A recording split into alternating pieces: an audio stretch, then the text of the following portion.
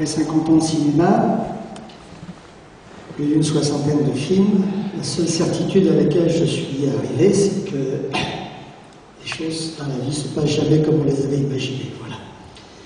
Quand c'est un petit peu plus, c'est le début du bonheur. Quand c'est un petit peu moins, c'est le début des emmerdes. Voilà. C'est ce que j'ai essayé d'expliquer dans tous les films. Et là, vous parlez en tant que metteur en scène, en tant que producteur? Alors écoutez, je suis plus fier du metteur en scène que du producteur. Je suis devenu producteur parce que personne ne voulait produire mes films. Donc j'ai appris ce métier qui m'a donné la liberté, qui m'a permis pendant 50 ans de faire les films que j'avais envie de faire quand je voulais. Voilà.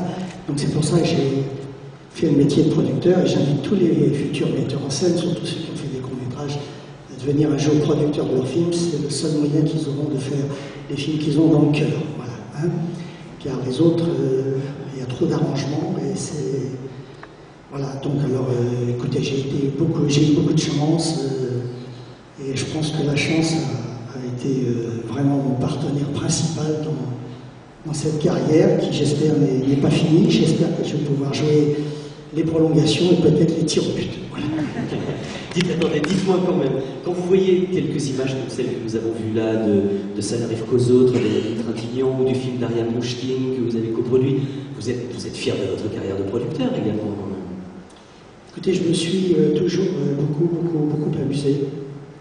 J'ai jamais pris de vacances parce que j'ai pris tellement de plaisir à faire ce métier que j'ai pas vu passer les années, j'ai pas vu passer les films. Voilà, et j'ai eu toute ma vie le même âge, c'est-à-dire que j'ai toujours été un adolescent. Alors mon corps, il a pris quelques années, mais ma tête est toujours la tête d'un enfant de 18 ans. Voilà, donc je continue à faire des films comme si c'était les premiers ou le dernier. Comme à l'époque du service cinématographique des armées? Tout à fait. Non, vous savez, j'ai eu la chance de vivre une fantastique histoire d'amour avec la vie et le cinéma. J'ai mélangé tout ça et ça a fait la salade que vous avez vue. Voilà. Et quand un jeune metteur en scène vient vous voir, c'est pour être produit, et comment est-ce que vous réagissez? Il faut que ce soit un coup de cœur, il faut que ce soit... Est-ce qu'il y a un déclic particulier quand vous vous investissez dans un film qui ne sera pas réalisé par vous? Oui, en général, quand je m'investis comme producteur, c'est tout simplement parce que j'ai le sentiment que l'homme ou la femme qui vient me voir a un point de vue.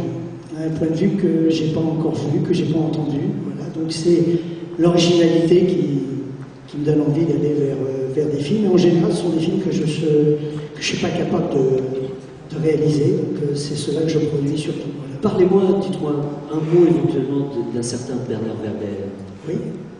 Et bien Bernard, quand il est venu me parler de son projet, j'ai trouvé que c'était d'une telle originalité que j'ai pas hésité. Voilà. Et c'est vrai que j'ai été tout seul à produire ce film, car aucune chaîne n'est venue me suivre, personne n'a voulu me suivre, même le public ne nous a pas suivis, d'ailleurs. Vous parlez de nos amis éthériens. Oui, je parle de nos amis éthériens. La seule implication d'une chaîne, c'est qu'Ardisson vous a piqué le titre, hein, c'est tout. Comment? À part que ce soit devenu le titre d'une émission de télévision, la télévision ne s'est pas impliquée dans le film du tout. D'un point de vue, s'il y a à un moment donné, vous savez, on peut faire des très beaux films. Moi, j'ai fait des très beaux films quand j'étais pauvre, et j'ai fait des très beaux films quand j'étais riche. C'est ça la grande force du cinéma. Regardez le miracle qui arrive à la région du Nord en ce moment, c'est le dernier miracle de l'histoire du cinéma, et c'est grâce à des miracles comme ça que, après 50 films, j'ai toujours envie de faire du cinéma. Voilà. Alors aujourd'hui à Valenciennes, chant sur Claude Lelouch et contre-chant sur Monsieur Werber, dont on parlait. Qui est là? Bernard, s'il vous plaît. Venez me rejoindre. Les tickets verts remis à Claude Lelouch pour l'hommage au producteur de Valenciennes. Alors je suis très fier de remettre le prix du producteur à Claude Lelouch. Je dois dire que c'est un producteur de rêve, parce que non seulement tout a démarré sur un court-métrage, il a vu le court-métrage et il m'a dit « Bingo, on fait le long ». Non seulement il m'a soutenu du début à la fin, mais en effet quand on s'est aperçu que toutes les chaînes de télévision se disaient « C'est quoi ce truc bizarre dans lequel il n'y a pas de star ?» Il a été jusqu'au bout à porter ce projet à bout de bras. Et vraiment, son avant-dernier film s'appelle Le courage d'aimer. Et je voudrais qu'on applaudisse très fort que Lelouch qui a vraiment le courage d'aimer et d'être l'un des derniers producteurs indépendants actuellement en France. Bravo.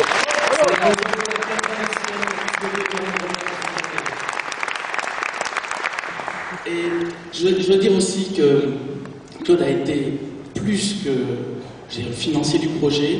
Il a été réellement présent sur le tournage. Et il m'a dit, je vais te laisser faire tes erreurs, car c'est tes erreurs qui vont faire ton style particulier. Si je te soufflais chaque fois la réponse orthodoxe au film, tu ferais un film qui ressemble à tous les films. Et il m'a laissé faire un film très original.